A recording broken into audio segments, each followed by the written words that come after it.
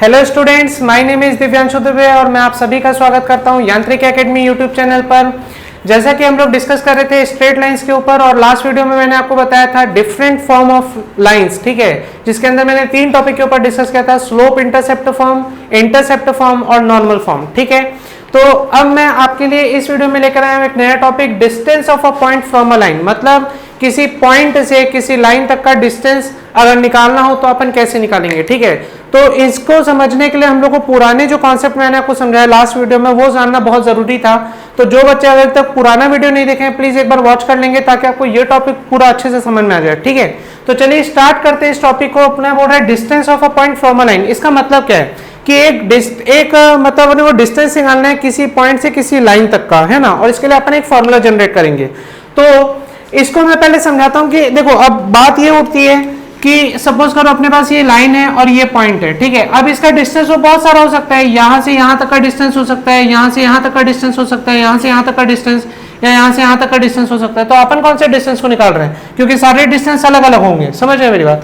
तो अपन क्या करेंगे, अपन सिर्फ परपेंडिकुलर डिस्टेंस निकालेंगे। कैसा डिस्टेंस निकालेंगे, परपेंडिकुलर डिस्टेंस, किसी पॉइंट से किसी लाइन तक का परपेंडिकुलर डिस्टेंस। कभी भी अगर आपको ये टॉपिक बोला distance of a point from a line, मतलब आप समझ जाना कि परपेंडिकुलर डिस्टेंस की बात हो रही है। किसकी बात हो रही है, परपेंडिकुलर डिस्टेंस की, ठीक है। तो चलिए मैं इस लाइन को पहले ही लिख देता हूं ताकि आपका कंफ्यूजन दूर हो जाए। तो मैं यहां पे लिखता हूं distance of a point from the line is the perpendicular distance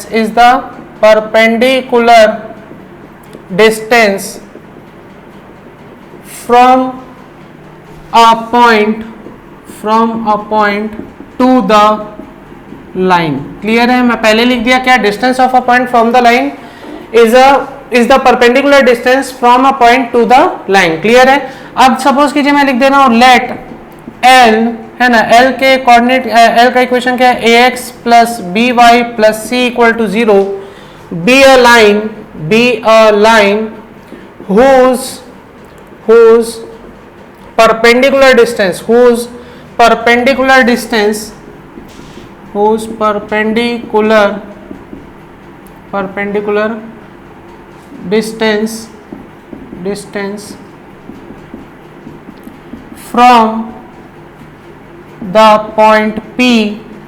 from the point P, और P के कोऑर्डिनेट क्या है, x1, y1 इज D, ठीक है। मैंने क्या बोला, let L ax plus B Y plus C equal to 0 be a line whose perpendicular distance from the point P, जिसके कोऑर्डिनेट क्या है x1 y1 इज D, ठीक है। पॉइंट P से लाइन L तक का डिस्टेंस कितना है अपना, D है, स्मॉल d। क्लियर हो रही है बात, ठीक है। ये परपेंडिकुलर डिस्टेंस की अपन बात कर लिए। अब समझिए बात को, इसका अपन एक डायग्राम प्लॉट करते हैं। कैसे बनेगा डायग्राम, ध्यान से समझिए। मैं एक कार्टेशियन प्लेन ड्रॉ कर रहा हूं, है ना। ये मेरा कौन सा एक्सिस हो गया, ये हो गया मेरा वाई एक्सिस, और ये मेरा कौन सा एक्सिस हो गया, ये हो गया मेरा एक्स एक्सिस, सब ठीक है। और यहां से मैंने एक लाइन एल ड्रॉ कर दी, ठीक है। ये लाइन मेरी कौन सी है, लाइन एल है। और इसका इक्वेशन क्या है मेरा, मैं यहाँ पे इक्वेशन यहाँ पे लिख देता हूँ, ठीक है। आप ध्यान से समझ जाइएगा। मैं इक्वेशन यहाँ पे ऐसा लिख दे रहा हूँ, क्या इक्वेशन है इसका, a x plus B Y plus C equal to 0। Clear है, ये मेरा इक्वेशन बन गया, ठीक। अब बात को समझिएगा, B Y plus C equal to 0, ठीक है। और ये जो पॉइंट P है, वो पॉइंट P कहां पर है, ये तो लाइन L हो गई जिसका इक्वेशन है a x plus B Y plus C equal to 0, ठीक। और यहां पर एक पॉइंट मैं ले रहा हूं, ये हो गया मेरा पॉइंट P, जिसके कोऑर्डिनेट क्या है, x1, y1, ठीक है। और इस पॉइंट P से इस लाइन L तक का परपेंडिकुलर डिस्टेंस, ये परपेंडिकुलर डिस्टेंस मेरा कितना है, D, ठीक है। तो इस परपेंडिकुलर डिस्टेंस को भी कुछ नाम दे देते हैं। तो अपन लिख देते हैं परपेंडिकुलर डिस्टेंस इज PM, है ना। इस पॉइंट को अपन नाम दे देते हैं, चलो PM। क्लियर है। और वो परपेंडिकुलर डिस्टेंस है कितना, D है। क्लियर। तो ax plus B Y plus C equal to 0 line का इक्वेशन हो गया। PM जो D है जिसका डिस्टेंस, वो एक परपेंडिकुलर हो गया इस लाइन L पर, और P के कोऑर्डिनेट क्या हो गया, x1 और y1। क्लियर हुआ इतना चीज, ठीक। अब देखिए ये जो लाइन L है वो इस y एक्सिस को इस पॉइंट पे और x एक्सिस को इस पॉइंट पे इंटरसेक्ट कर रही है। ये तो अपना ओरिजिन है जिसके कोऑर्डिनेट 0,0 होंगे। तो सपोज कीजिए ये x एक्सिस को लाइन Q पॉइंट पर इंटरसेक्ट कर रही है और y एक्सिस को लाइन L R पॉइंट पर इंटरसेक्ट कर रही है, ठीक है। तो मुझे Q और R के क्या निकालने हैं, कोऑर्डिनेट निकालने हैं। Q और R का क्या निकालना है, कोऑर्डिनेट निकालना है। तो मैं कैसे निकालूंगा, ठीक है, ये अपना B है, अच्छे से लिख देता हूं। अपने को पॉइंट Q और R का क्या निकालना है, कोऑर्डिनेट निकालना है। तो मैं कैसे निकालूंगा, तो इसीलिए मैं बोल रहा था इससे पहले वाला वीडियो देख लीजिएगा, क्योंकि Q और R का कोऑर्डिनेट जो निकलेगा वो निकलेगा इंटरसेप्ट फॉर्म की मदद से, ठीक है, जो मैंने लास्ट वीडियो में डिस्कस किया उसके ऊपर, है ना। तो चलिए समझते हैं, फिर से मैं यहाँ पे लिख देता हूं, if the line L meet x axis and y axis at the point Q and R respectively। Clear है ये बात। मैं क्या बोल रहा हूं कि लाइन L जो है वो पॉइंट x एक्सिस को पॉइंट Q पर और y एक्सिस को पॉइंट R पर क्या कर रही है, मीट कर रही है, ठीक है। तो कोऑर्डिनेट्स अपने को पता करना है Q और R की, कैसे निकलेगा, देखिए बात को समझिए। लाइन L का इक्वेशन क्या है लाइन L का इक्वेशन है अपने पास ax plus by plus c equal to 0। Clear, ये लाइन L का अपने पास इक्वेशन है। अब सपोज करो मैं c को इक्वल के उधर ले जाऊं, तो ये क्या हो जाएगा, ax plus by equal to minus c, ठीक। अब मैं दोनों साइड माइनस सी से डिवाइड कर दूं, तो ये क्या हो जाएगा, ax upon minus c plus by upon minus c equal to minus C by minus c, ठीक है। अब ये क्या हो जाएगा, x अपॉन ये बन जाएगा minus C by A, clear, plus y upon minus C by B, clear, equal to क्या आ गया, 1। अब बात को समझिए, देखिए यहां पर ये माइनस सी बाई ए मुझे क्या बता रही है, स्लोप इंटरसेप्ट, सॉरी ये इंटरसेप्ट फॉर्म आया कि नहीं आया, याद कीजिए मैं आपको इसके ऊपर लास्ट वीडियो में बताया था, ये मेरा कैसा फॉर्म है, ये है मेरा intercept form.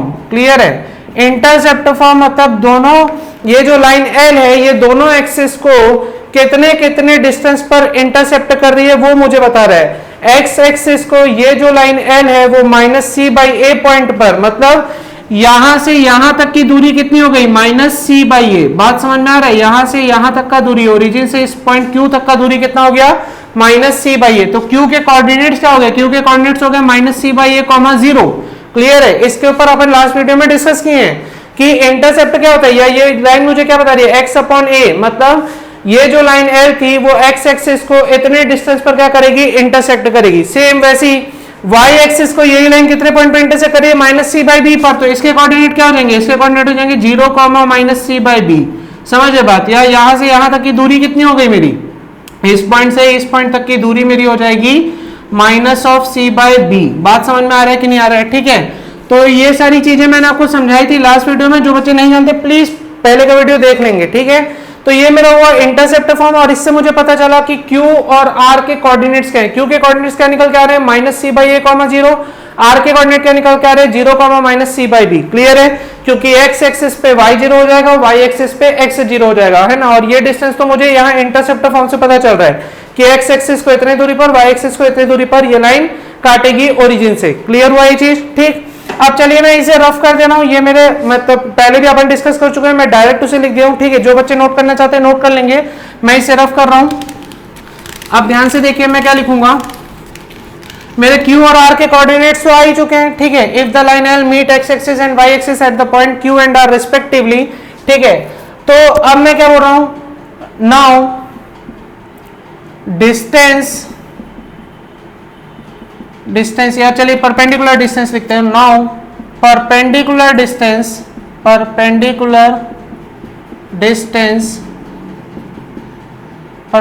Distance from point P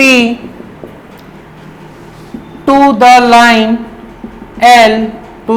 L is PM and PM is equal to कितना है, स्मॉल d, ठीक है।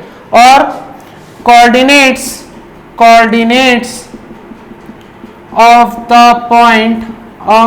पॉइंट Q कितना हो गया, Q and R is, Q के कोऑर्डिनेट क्या है, minus C by A comma 0 and R के कोऑर्डिनेट क्या है, 0 comma minus C by B respectively. समझ गए ये बात, ठीक है। ये भी मैंने लिख दिया, coordinate of point Q and R is minus C by A comma 0 and 0 comma minus C by B respectively. समझ गए ये बात, ठीक है। तो आई होप आपको इतना कॉन्सेप्ट तो समझ में आ गया होगा। तो जल्दी से इसे नोट कीजिए, फिर मैं क्या निकालूंगा, परपेंडिकुलर डिस्टेंस निकालूंगा, है ना। तो उसको निकालने से पहले आप लोग इसे पूरा नोट कर लीजिएगा, मैं रफ करूंगा थोड़ी देर में। आप बात को समझिए। देखिए अब मैं क्या करूंगा, मुझे निकालना है डिस्टेंस डी, तो मैं कैसे निकालूंगा, ध्यान से समझिएगा। पहले मैं इसे रफ कर रहा हूं, आप लोग नोट कर लेंगे, ठीक है। मैं मिटा रहा हूं सारी चीजें। तो देखिए अब अपन डिस्टेंस डी कैसे निकालेंगे। डिस्टेंस डी निकालना बहुत आसान है एकदम इजी कॉन्सेप्ट है, अगर आप समझ गए इतनी चीजें तो। ध्यान से देखिए अब मैं क्या लिखूंगा, मुझे चाहिए डिस्टेंस डी, और डिस्टेंस डी निकालना है तो डायरेक्ट तो नहीं निकलेगा, कुछ ना कुछ इसमें जुगाड़ करना पड़ेगा। तो जुगाड़ कैसे होगा, अपन क्या करेंगे, पॉइंट पी को आर से मिला देंगे और पॉइंट पी को क्यू से भी मिला देंगे। तो अपने पास एक ट्रायंगल फॉर्म होगा, ट्रायंगल पी क्यू आर। दिख रहा है क्या आपको, दिख रहा होगा ट्रायंगल पी क्यू आर। मैंने पी को आर से मिला दिया और पी को क्यू से मिला दिया, तो ट्रायंगल पी क्यू आर दिख रहा है, ठीक है। अब मैं यहां पर क्या लिख सकता हूं, मैं लिख सकता हूं area of triangle, area of, है ना, sorry, area of triangle P Q R is equal to क्या हो जाएगा, हाफ, बेस कितना है, बेस है मेरा क्यू आर, और हाइट मेरी कितनी है, पीएम। क्लियर हो रहा है क्या ये चीज।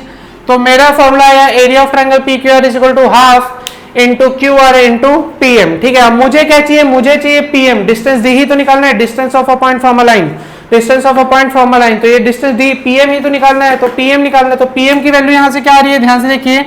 अगर मैं शिफ्ट करूंगा तो ये हो जाएगा मेरे पास पीएम इक्वल टू हो जाएगा 2 into area of triangle P Q R upon क्या आएगा, डिस्टेंस क्यू आर। बात समझ में आ रही है क्या बात।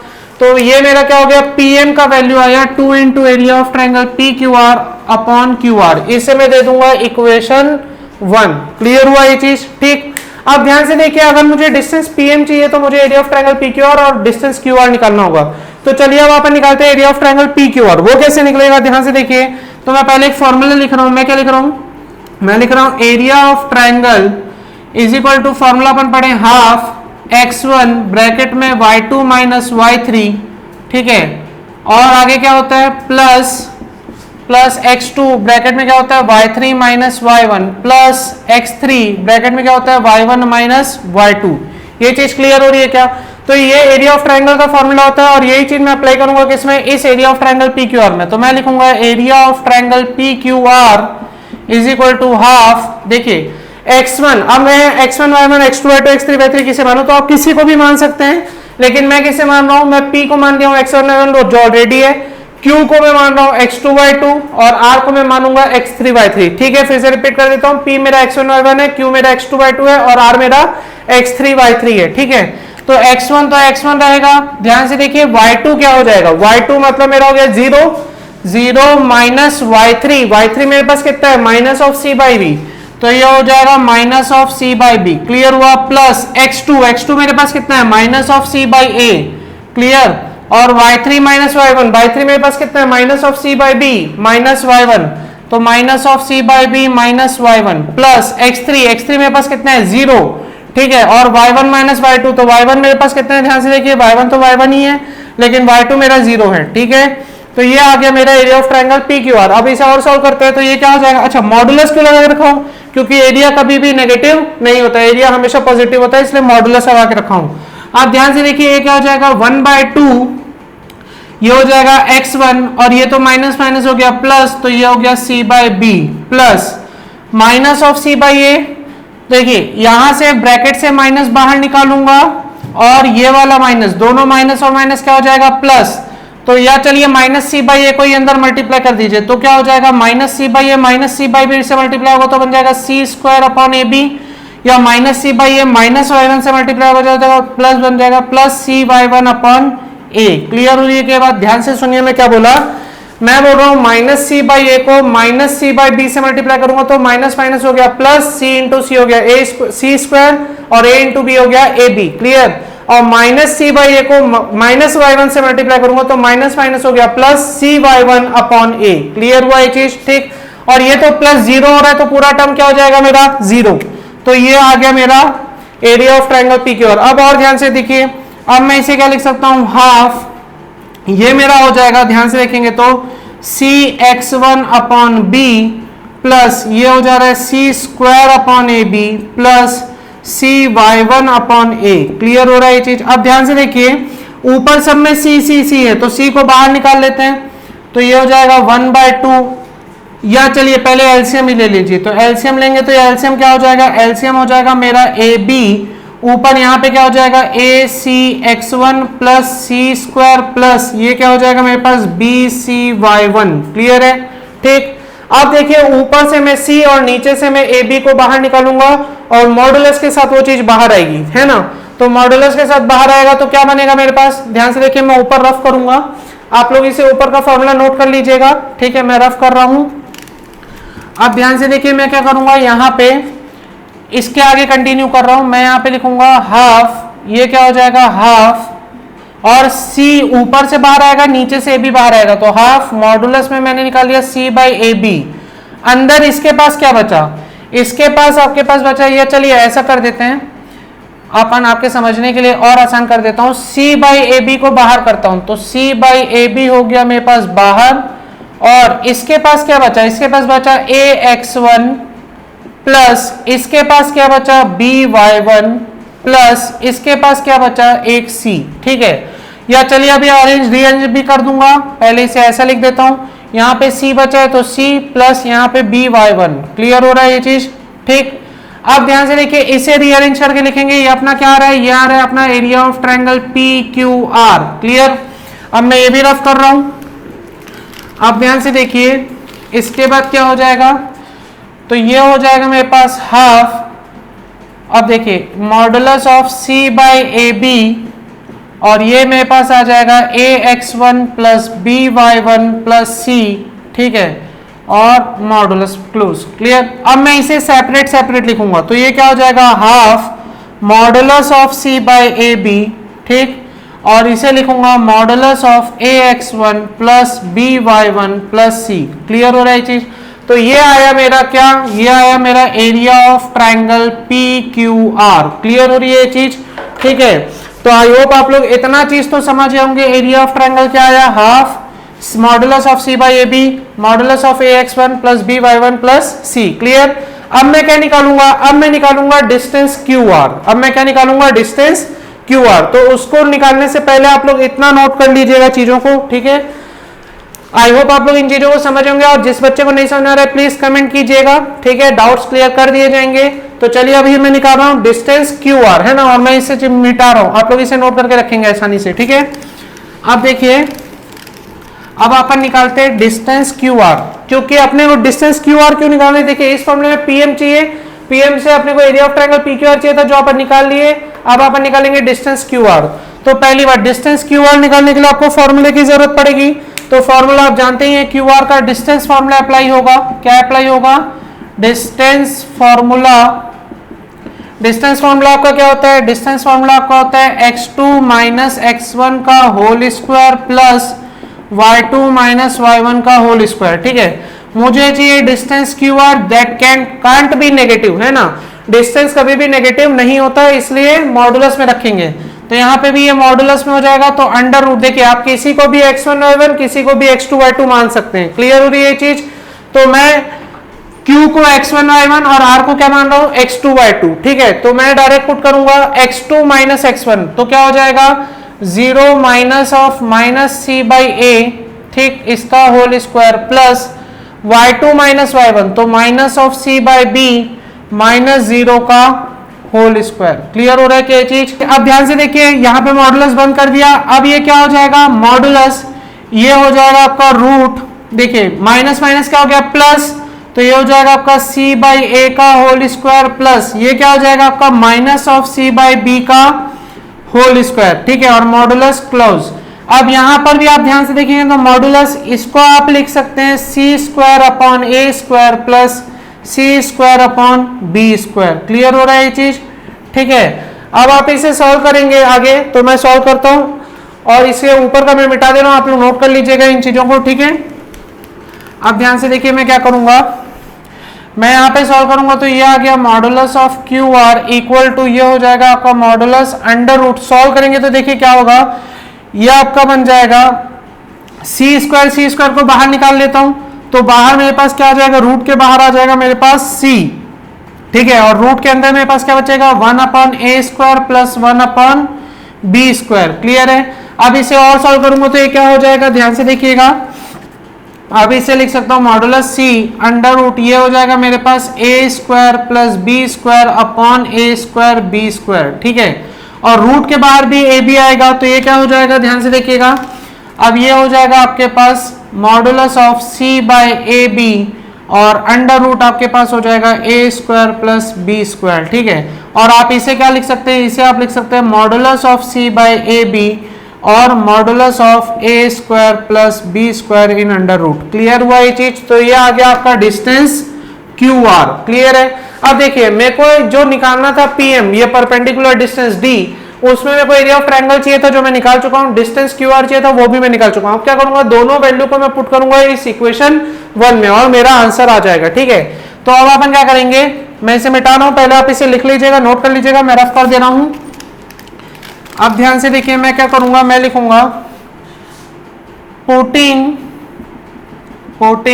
The value of area of triangle P Q r and distance q r in equation 1। Clear हो रहा है ये चीज? तो देखिए क्या हो जाएगा, अब मैं पीएम को ऐसा लिख लेता हूं पहले, पीएम इक्वल टू क्या हो गया, 2 area of triangle P Q R upon Q R, ठीक है। अब मैं क्या लिखूंगा, मैं लिखूंगा 2, ये क्या हो जाएगा 1/2, ठीक है। और क्या आया था अपने पास आया था modulus of c by a b, और आया था modulus of a1x plus b1y, है ना, ये सॉरी उल्टा हो रहा है, ax1 था, ax1 plus by1 plus c, ठीक है, अपॉन में क्यू आर क्या आया था अपने पास, क्यू आर आया था सेम ऐसी c by a b modulus में, और मॉडुलस में आया था under root a square plus b square. Clear हो रहा है कि ये चीज, ठीक है।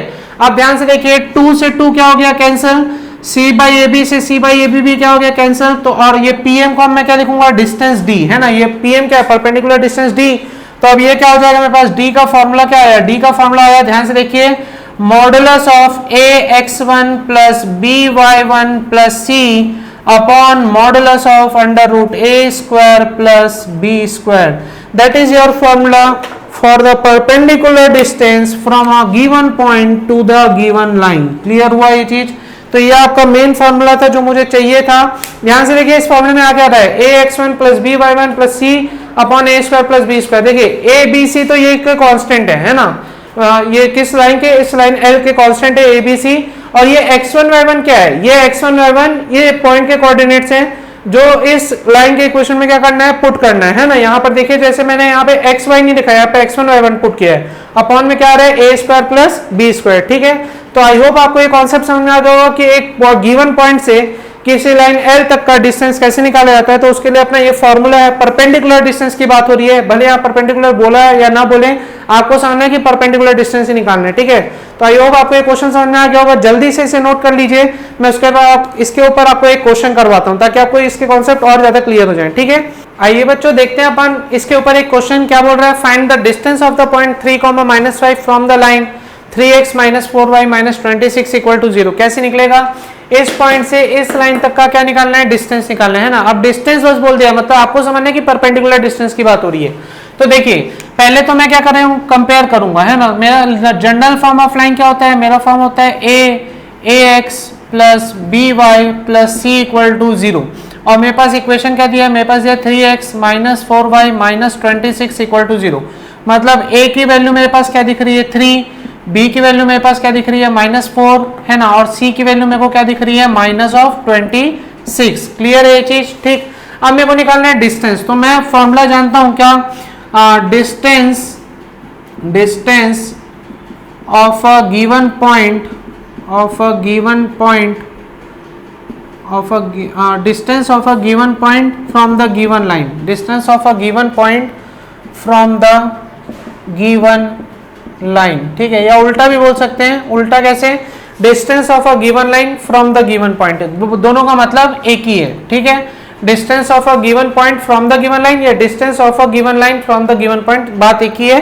फॉर्मूला क्या होगा, d = अपन जानते हैं, अभी मैंने आपको बताया ax1 plus by1 plus c upon under root a square plus b square. Clear हो रहा है क्या चीज, ठीक है।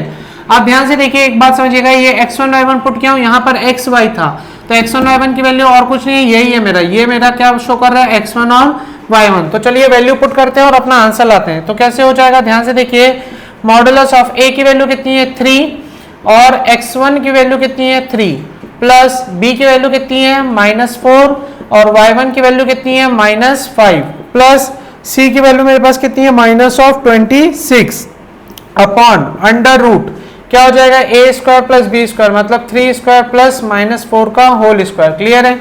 तो ये मैं आपको वैल्यू क्या देगा, ध्यान से देखिए, ये हो जाएगा 9 और ये हो गया 20। तो चलिए लिखते चलते हैं, 9 प्लस 20 माइनस 26 अपॉन में कितना आ रहा है, ध्यान से देखिए, अंडर रूट, ये हो जाएगा अंडर रूट कितना 9 प्लस 16 मतलब 25। क्लियर हो रहा है कि बात। तो नीचे आ जाएगा आपका 5 और ऊपर आ जाएगा आपका 3। ध्यान से देखिए, ये हो जाएगा 29 माइनस 26 3, तो ऊपर आ गया 3 और नीचे आ जाएगा आपका रूट 25 मतलब 5। क्लियर। तो 3/5 आपका ये डिस्टेंस है इस गिवन पॉइंट से इस गिवन लाइन तक का, है ना, इस गिवन पॉइंट से इस गिवन लाइन तक का परपेंडिकुलर डिस्टेंस कितना है 3/5 यूनिट। बात समझ में आया कि नहीं आया, ठीक है। यही आपका परपेंडिकुलर डिस्टेंस डी को शो कर रहा है। समझ गए इस फॉर्मूले का यूज कैसे करना है। तो आई होप आपको ये क्वेश्चन समझ आ गया होगा और इसका कॉन्सेप्ट भी, तो जल्दी से नोट कर लीजिए। आइए बच्चों देखते हैं अपना अगला टॉपिक क्या बोल रहा है, distance between two parallel lines. ठीक है, तो कैसे बनेगा, दो पैरेलल लाइन के बीच का डिस्टेंस निकालना है ना। अभी इससे पहले वाला जो आपको टॉपिक समझाया distance from a point to the line, उसी कॉन्सेप्ट का यूज करके मैं निकालूंगा distance between two parallel lines. ठीक है, तो कैसे बनेगा ध्यान से समझते हैं। उससे पहले मैं एक डायग्राम प्लॉट करता हूं ताकि आपको चीजें ज्यादा क्लियर हो जाए, है ना। सपोज कीजिए अपना एक्स एक्सिस और वाई एक्सिस अपन पहले प्लॉट कर लेते हैं।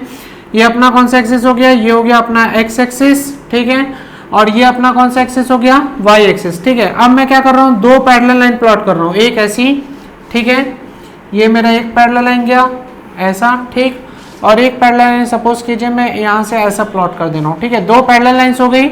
इसे मान लीजिए अपन बोल देते हैं लाइन L1 और इसे नाम दे देते हैं लाइन L2। क्लियर हो रहा है ये चीज, ठीक।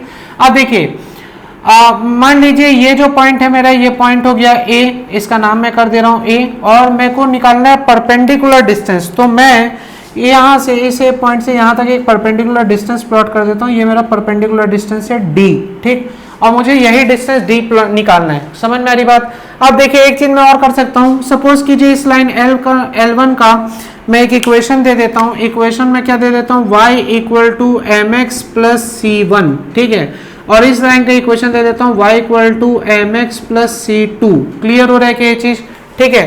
तो आपको समझ में आ गया होगा C1 और C2 क्या है। C1 क्या है, यहाँ से यहाँ तक का डिस्टेंस है मेरा C1। समझ में आ रही बात। y इंटरसेप्ट को तो मैं क्या बोलता हूँ C1, और यहाँ से, है ना, इस पॉइंट से यहाँ तक का डिस्टेंस मेरा टोटल कितना है, ये है मेरा C2। समझ में आई क्या बात, ठीक। तो C1 और C2 मेरे पास दो पॉइंट्स हैं या दो इंटरसेप्ट हैं लाइन L1 और लाइन L2 के लिए, जो y एक्सिस को कितनी दूरी पर डिस्टेंस, कितने डिस्टेंस पर इंटरसेप्ट कर रहे हैं या कट कर रहे हैं, इंटरसेप्ट कर रहे हैं फ्रॉम द ओरिजिन से। ठीक है, तो वही डिस्टेंस क्या है C1 और ये क्या है C2। इसे मैं y intercept of line L1 और इसे मैं क्या बोल सकता हूँ, y intercept of line L2। ठीक है, और दोनों लाइन L1 और L2 का इक्वेशन मैंने लिख दिया, y equal to mx plus C1, y equal to mx plus C2, और परपेंडिकुलर डिस्टेंस मैंने ले लिया D, इस पॉइंट को नाम दे दिया मैंने A। ठीक है, अब आप ये बोलोगे सर यहाँ C1 C2 लिए तो यहाँ पे M1 M2 क्यों नहीं लिए, स्लोप को क्यों नहीं चेंज किए। तो स्लोप क्यों नहीं चेंज होगा भाई, क्योंकि पैरेलल लाइंस का स्लोप कैसा होता है, इक्वल होता है ना। तो ये मैं जानता हूं, तो मैं पहले ही लिख देता हूं क्या, वी नो दैट क्या जानते हैं हम लोग, slope of parallel lines are equal. समझ रहे मेरी बात, slope of parallel lines are equal. इसलिए मैंने क्या बोला कि M1 equal to M2 equal to, मैंने क्या मान लिया, M मान लिया, है ना। इसीलिए मैं वहां पे M1 M2 नहीं डाला हूं, जस्ट एक क्या कर दिया, C1 C2 चेंज कर दिया, क्योंकि दोनों अलग अलग डिस्टेंस पर y एक्सिस को क्या करेंगे, इंटरसेप्ट करेंगे। क्लियर है ये चीज। तो ये मेरा स्लोप का कहानी हो गया, ठीक। अब बात को समझिए, मुझे निकालना है डिस्टेंस D। क्या निकालना है, डिस्टेंस D। तो वो कैसे निकलेगा, तो अभी जो मैंने कॉन्सेप्ट यूज किया था, पॉइंट A से, अगर मैं पॉइंट A से किसी लाइन का डिस्टेंस निकालना चाहता हूं तो उसका फॉर्मूला है मेरे पास। तो मैं क्या करता हूं, मैं इसे एक लाइन कंसीडर ना करके मैं इसे क्या मान लेता हूं, पॉइंट A मान लेता हूं। एक पॉइंट से इस लाइन L2 तक का मेरे को क्या निकालना है, डिस्टेंस निकालना है। तो मेरे पास फॉर्मूला है कि नहीं है लेकिन उससे के लिए मुझे क्या चाहिए, मुझे चाहिए पॉइंट ए के कोऑर्डिनेट्स। अगर मुझे पॉइंट ए के कोऑर्डिनेट्स पता चल जाए तो मैं आसानी से डिस्टेंस डी को निकाल सकता हूं। समझ में आ रही क्या बात? तो मुझे क्या चाहिए, पॉइंट ए के कोऑर्डिनेट चाहिए। तो पॉइंट ए के कोऑर्डिनेट क्या होंगे, बात को समझिए। देखिए पॉइंट ए है कहां पर, एक्स एक्सिस पर, और एक्स एक्सिस पर वाई क्या होता है, 0 होता है। तो पहले तो मैं यहां पे लिख देता हूं इक्वेशन ऑफ लाइंस, ठीक है, equation of line L1 and L2 is क्या है, equation of line L1 and L2 is y equal to है एक mx प्लस c1 और एक है y equal to mx plus c2। ये हो गया मेरा इक्वेशन 1, इसे मैं दे दे रहा हूं इक्वेशन 2। क्लियर है? तो अब मैं क्या निकाल रहा हूं, मुझे चाहिए पॉइंट ए के कोऑर्डिनेट्स, है ना। तो मैं यहां पे लिख देता हूं कोऑर्डिनेट्स ऑफ पॉइंट ए। क्या लिखूंगा, कोऑर्डिनेट्स ऑफ पॉइंट ए। ठीक है, कैसे निकलेगा ध्यान से देखिए। मैं लिख देता हूं फ्रॉम इक्वेशन 1। क्या लिखूंगा, फ्रॉम इक्वेशन 1। क्या है मेरे पास equation 1, y equal to m x plus c1। बात समझ में आ रही है? और देखिए ध्यान से, पॉइंट ए है कहां पर, point a lies on x axis, है ना। तो मैं यहां पे लिख देता हूं point a lie on the x axis, hence y equal to क्या हो जाएगा, 0। और y 0 हुआ तो x की वैल्यू निकल सकती है। तो ये क्या हो जाएगा, 0 equal to m x plus c1, और x की वैल्यू मेरे को मिल जाएगी minus of c1 by m। Clear हो रहा है कि ये बात, ये मुझे किसका वैल्यू मिल गया, ये मुझे मिल गया x का वैल्यू, और y का वैल्यू मुझे क्या मिल रहा है, 0। तो a के कोऑर्डिनेट्स क्या हो गए, a के कोऑर्डिनेट्स हो गए, ध्यान से देखिए, x कॉमा y मतलब minus c1 by m comma 0। ये मेरे को किसके कोऑर्डिनेट्स आ गए, ये मुझे कोऑर्डिनेट्स मिल गए पॉइंट ए के। अब देखिए मेरे को पॉइंट ए का कोऑर्डिनेट पता है और मुझे उस लाइन L2 का क्या पता है, इक्वेशन पता है। तो मुझे क्या निकालना है, ये डिस्टेंस निकालना है। तो मैं डिस्टेंस कैसे निकालूंगा, बहुत इजी हो गया मेरे लिए, क्योंकि जब मुझे एक गिवन पॉइंट से एक गिवन लाइन का डिस्टेंस निकालना होता है तो मेरे पास एक फॉर्मूला है, ठीक है, जो अभी मैं निकाला था, distance of a point from a line. तो मैं बस उसी का यूज करूंगा। तो आई होप आपको ये चीज तो समझ में आ गई कि y इक्वल टू 0 क्यों लिया हूं, क्योंकि पॉइंट ए लाई कर रहा है एक्स एक्सिस पर, वहां पे y 0 होता है, और y 0 हुआ तो मैंने x की वैल्यू निकाल दी फ्रॉम लाइन L1, क्योंकि पॉइंट ए किस पर लाई कर रहा है, लाइन L1 पर लाई कर रहा है, इसलिए मैंने x की भी वैल्यू निकाली। तो मुझे a के कोऑर्डिनेट मिल गए x, y। बात समझ में आ रही क्या? अब आप पहले इसे लिख लीजिए, मैं क्या कर रहा हूं, आगे का सॉल्व करूंगा, ठीक है। तो आप लोग इसे नोट कर लीजिएगा, मैं रफ कर रहा हूं, ध्यान से देखिए। अब मैं क्या करूंगा, अब मुझे गिवन पॉइंट पता है और एक गिवन लाइन पता है, तो मैं डायरेक्ट फॉर्मूला अप्लाई करने वाला हूं, ठीक है। ध्यान से देखिएगा, मैं यहाँ पे क्या करूंगा, मैं लिखूंगा फॉर्मूला। पहले क्या लिखूंगा, distance from a given point to the given line is क्या होता है, d equal to modulus of ax1 plus by1 plus c1 upon under root a square plus b square. यही पढ़े अपन, ठीक है। अब ध्यान से देखिए, मेरे को क्या है, एक पॉइंट ए पता है जिसके कोऑर्डिनेट क्या है, माइनस c1m कॉमा 0, और यहां से मुझे क्या करना है, एक गिवन लाइन तक का क्या निकालना है, डिस्टेंस निकालना है, ठीक है। तो वो कैसे निकलेगा, तो उसके लिए मैं यहाँ पे लिख रहा हूँ, इसके अकॉर्डिंग क्या हो जाएगा, अपने पास एक पॉइंट भी है और एक लाइन भी है। तो मैं डायरेक्ट लिख रहा हूँ, क्या लिख रहा हूँ, distance between these two parallel line is equal to the perpendicular distance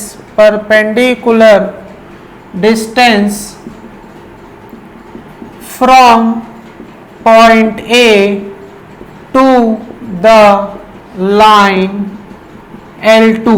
समझ गया क्या बात, क्या होगा, distance between this two parallel line is equal to the perpendicular distance from point a to the line L2, है ना। इन दो parallel lines के बीच का परपेंडिकुलर डिस्टेंस कितना होगा, जो किसके बराबर होगा, जो पॉइंट ए से परपेंडिकुलर डिस्टेंस डाला जा रहा है लाइन L2 पर, उसी के तो इक्वल होगा, ठीक है।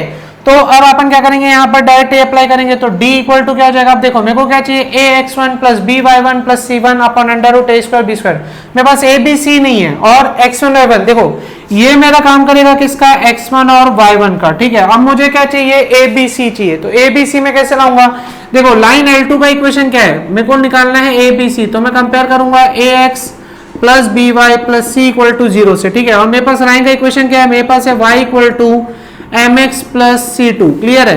तो मैं क्या कर रहा हूँ, एम एक्स और सी टू को इक्वल के इधर ला देता हूँ, तो ये क्या हो जाएगा, ध्यान से देखिए, ये हो जाएगा माइनस एम एक्स है ना plus y plus minus c two equal to क्या हो गया 0। अब देखिए ए की वैल्यू क्या दिख रही है, ए की वैल्यू दिख रही है माइनस एम, बी की वैल्यू क्या दिख रही है, बी की वैल्यू दिख रही है 1 और सी की वैल्यू क्या दिख रही है माइनस सी टू। तो ए बी सी का वैल्यू आ गया। अब उसे मैं क्या करूंगा, यहाँ पे अप्लाई करूंगा, तो क्या हो जाएगा, ध्यान से देखिए, मॉडुलस ऑफ ए की जगह क्या रखेंगे माइनस एम, ठीक है, और x1 की जगह कितना पुट करेंगे minus c one by m, clear. और फिर आगे क्या होगा, ध्यान से देखिए, प्लस बी, बी की जगह कितना रखेंगे 1 और y1 की जगह कितना पुट करेंगे 0 प्लस c1, c1 की जगह कितना पुट हो जाएगा माइनस ऑफ c2, ठीक है। ये हो गया आपका ऊपर वाला condition, ax1 plus by1 plus c1 upon under root a square plus b square, a square कितना हो जाएगा माइनस m का स्क्वायर प्लस b स्क्वायर मतलब 1 का स्क्वायर, क्लियर हुआ। तो ये आपको देगा परपेंडिकुलर डिस्टेंस क्या आ रहा है, ध्यान से देखिए, m से m कट गया, माइनस इंटू माइनस क्या हो गया प्लस, तो आपका आंसर क्या हो गया ऊपर c1 और ये तो हो जाएगा 0 और यहाँ पे क्या बच रहा है minus of c2 upon under root आपके पास क्या आ रहा है 1 प्लस एम स्क्वायर या m स्क्वायर प्लस 1, क्लियर है, एम स्क्वायर प्लस 1। तो ये आया आपका क्या, perpendicular distance between these two parallel lines, clear हो रहा है क्या। आई होप आपको ये चीज समझ में आ रही होगी, क्या बोला मैंने, दीज टू पैरेलल लाइंस के बीच का परपेंडिकुलर डिस्टेंस क्या है आपके पास, modulus of c1 minus c2 upon under root m square plus 1, clear हो रहा है ये चीज, ठीक है। तो ये परपेंडिकुलर डिस्टेंस आया जब आपके पास दो पैरेलल लाइन का इक्वेशन गिवन हो, y equal to mx plus c2 और y equal to mx plus c1 और एक पॉइंट आपको नोन हो जाए minus c one by m comma 0, जैसे कि यहाँ पे नोन हुआ है, और c1 c2 आपका क्या है कि ये दोनों लाइन y एक्सिस को कितने डिस्टेंस पर ओरिजिन से इंटरसेक्ट कर रहे हैं, ठीक है। तो आपको दिख रहा है कि दोनों के y इंटरसेप्ट का डिफरेंस और अपॉन में क्या हो जाएगा, इनके स्लोप का स्क्वायर प्लस 1, क्लियर है। स्लोप का स्क्वायर, स्लोप एक ही क्यों लिया, क्योंकि दोनों लाइन पैरेलल है तो दोनों लाइन का स्लोप क्या होगा इक्वल होगा, ठीक है। तो आई होप आपको ये कंडीशन समझ में आ गई होगी। अब चलिए मैं इसे रफ करता हूं, ठीक है, आपको ये चीज नोट हो गई होगी। मैं इस फॉर्मूले को यहाँ पे लिख देता हूँ साइड में। अपना फॉर्मूला क्या आया है, d इक्वल टू आया है modulus of c1 minus c2 upon under root m square plus 1, ठीक है। ये मेरा फॉर्मूला आया मेन जब दो पैरेलल लाइन दी और उनका इक्वेशन ऐसा दिया हो, ठीक है। अब मैं इसमें एक नोट पॉइंट ऐड करवा रहा हूं, उसको ध्यान से समझिएगा। ये तो अपना मेन फॉर्मूला आ ही चुका है, ठीक है। अब एक और चीज समझाना, उससे समझिएगा, इसे आप नोट कर लेंगे, मैं रफ कर रहा हूं। अब ध्यान से समझिए मैं क्या बोल रहा हूं, एक नोट पॉइंट और क्या, अभी देखिए आपके मन में एक सवाल उठेगा कि अभी तो लाइन का इक्वेशन ऐसा दिया है, लाइन का इक्वेशन जनरल फॉर्म में भी तो दे सकता है, तब क्या करेंगे, तब कैसे निकलेगा परपेंडिकुलर डिस्टेंस। तो मैं नोट पॉइंट उसी के से रिलेटेड लिखवा रहा हूं, क्या लिख रहा हूं, if the equation of parallel lines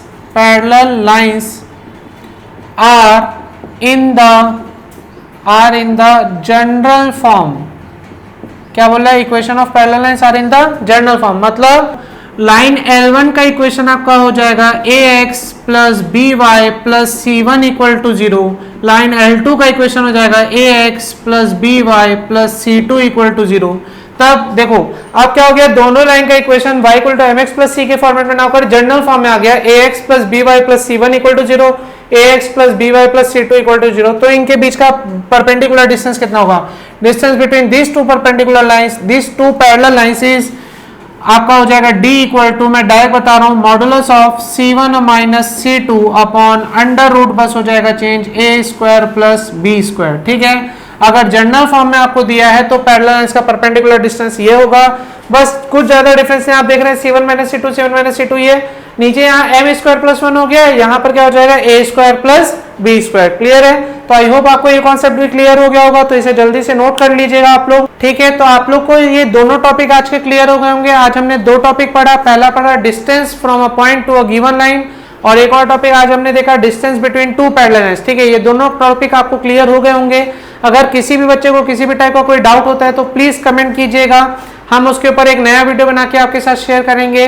और अगर आपको मेरे वीडियोस पसंद आ रहे हैं तो प्लीज ज्यादा से ज्यादा लाइक कीजिए, शेयर कीजिए, सब्सक्राइब कीजिए अपने फैमिली, फ्रेंड्स और रिलेटिव्स के साथ, और यांत्रिकी एकेडमी चैनल को सब्सक्राइब करना ना भूलें। Thank you so much.